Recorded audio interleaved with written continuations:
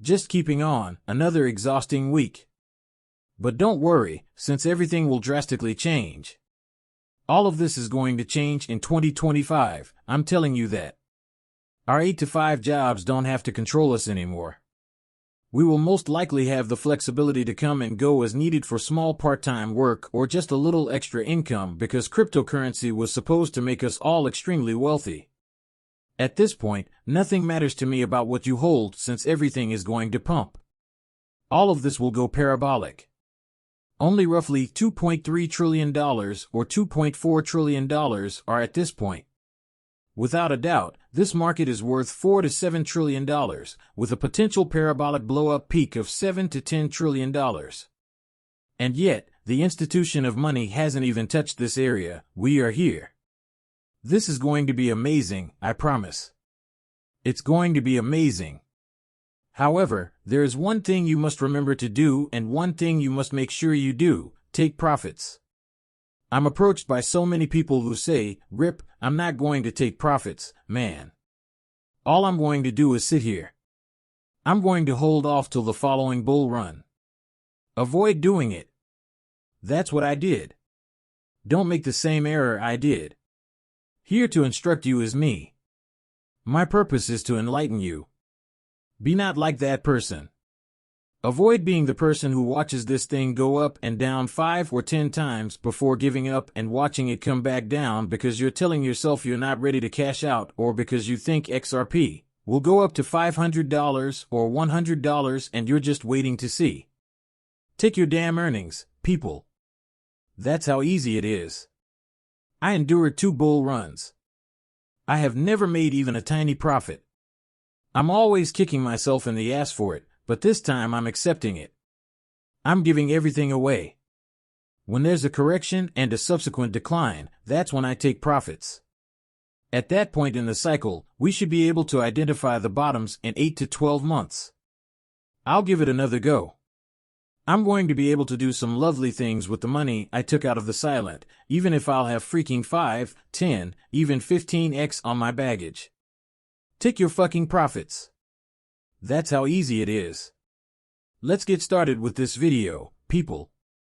At $68,441, Bitcoin is presently rising 32% during the previous day.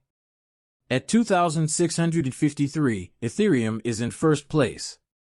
It's up right now.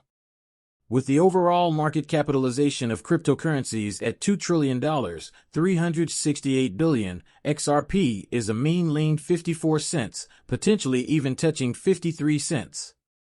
52% of USDT and USDC are at the dollar pegs. From here, where are we going to go? People, it's really easy. We're ascending. Time is running out, you know it. The time for elections has come. The year's end is drawing nigh.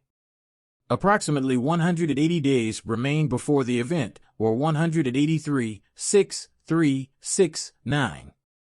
The market has to start going completely parabolic right now. And what is it that we witness every single day? Folks, additional RLUSD is just being minted. And that's it. You're able to follow it. Everything is being minted, and smoke is being released.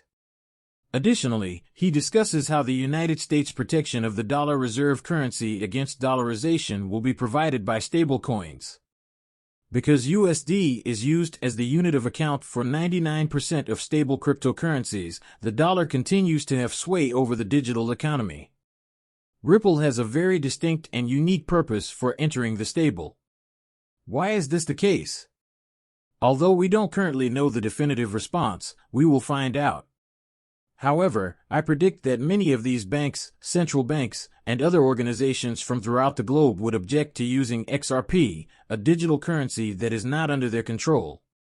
They would prefer to utilize their digital currency, which they plan to build. Because they can convert their currency into a stable coin, using it with a stable coin is ideal. I've been creating YouTube videos for, I believe, 3 years now. Alright, and I did discuss this years ago. They won't use someone else's cryptocurrency when it comes to money or the various governments and central banks that exist today. They want to keep control over their finances. That's how easy it is. If they establish their cryptocurrency or, for example, CBDC, what can they do to remain part of the new financial system? A reliable coin can serve as their bridge. And that's it. They'll use the stablecoin to build a bridge over it. Therefore, they will take the USD, bridge it using the stablecoin, and then expel it in the Japanese yen. They will take in USD and spit it back out in pesos. As a result, everybody benefits. And Fox Sports 1, hey, this is FX1. They released this. Next week, they have a big announcement coming up. This is quite fascinating. That concludes the months-long, arduous labor behind the scenes. We're prepared to bring about a revolutionary shift in the sports and data economies. Prepare for a game-changing breakthrough that will alter how sports data is collected, verified, and sold. Keep an eye out for that. The future of sports data looks like this. Information. You should not miss this. It's bullish right now. I'm interested to see what will happen in the end. Yes. Revolutionary invention. Discuss the collection, verification, and monetization of data. Are they switching to a distributed ledger system, DLT, or something similar? Everyone seems to be moving in that direction, in my opinion. However, this is going to be quite fascinating. Then this was released by CryptoMinute.com. The top 3 are listed here. Discussing the top 3 coins available at the moment. Remember, this isn't financial guidance. None of these belong to me. None of these 3 is something I intend to acquire. I've already perused the content. But since that's what we do, I'll just share the news about you. WorldCoin, Ethna, and Dogecoin. I'm not familiar with Ethna. It is situated in Solana. Thus, I'm not sure. Perhaps I'll perform well. Just sharing news, none of these are mine. We will not remain on that for very long. And according to Jack Dorsey, what native currency would the internet adopt if it had the chance? And to me, those ideas, the creation tale, and Bitcoin's tenacity are what make it so special. And Elon Musk is visible in this. Let's take a listen to this video. 2 minutes have passed. Fascinating. The community network is, as you may know, incredibly moral. It's quite strange. It's constantly changing. It also brought up memories of the internet from my childhood. You know, I was really young when I first came across all cypherpunks. And for years, people talked about this. Not until 2008, when we launched Square, did I touch it. You know, a lot of what we were attempting to accomplish, attempting to bring more to the actual world, was motivated by Elon and the people at X and PayPal. However, we came across this bizarre predatory system that was slow and confusing. To be honest, I believe that one of the things that PayPal and X as well as us attempted to accomplish was to create an abstraction layer to shield the financial industry from the complexities and exploitative tendencies that it sometimes possesses, and make it functional for users. However, I recognized an opportunity to completely overhaul the basis when I first saw Bitcoin in 2009.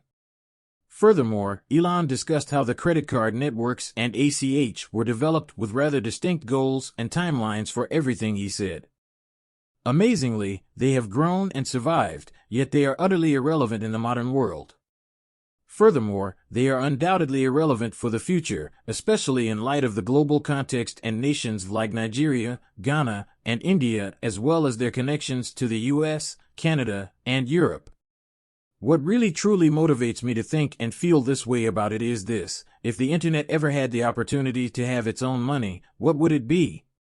To me, Bitcoin exists because of those tenets, the tale of its genesis, its tenacity, and the numerous tests it has undergone. However, the simple act of community driving it inspires me the most. I can't help but think about the early internet. My profession is purely due to the knowledge I have gained from individuals such as those who are currently developing Bitcoin. And I'm still learning new things. That's it, then. According to Jack, Bitcoin will become the dominant form of payment on the internet. It's not anything I see. It just couldn't handle it, you know. People desire to transfer money. All of us know it's too sluggish, that's all. As everyone knows, it's highly costly. It's not anything I see.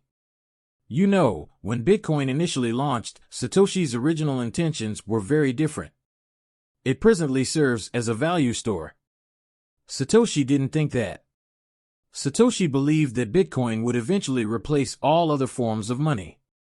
And for that reason, this would be used as a storage and a means of payment. Rather, it is likened to gold. You essentially purchase it, hold onto it, and wait for the price to rise. Therefore, we need something quick for it to be the native money for the internet.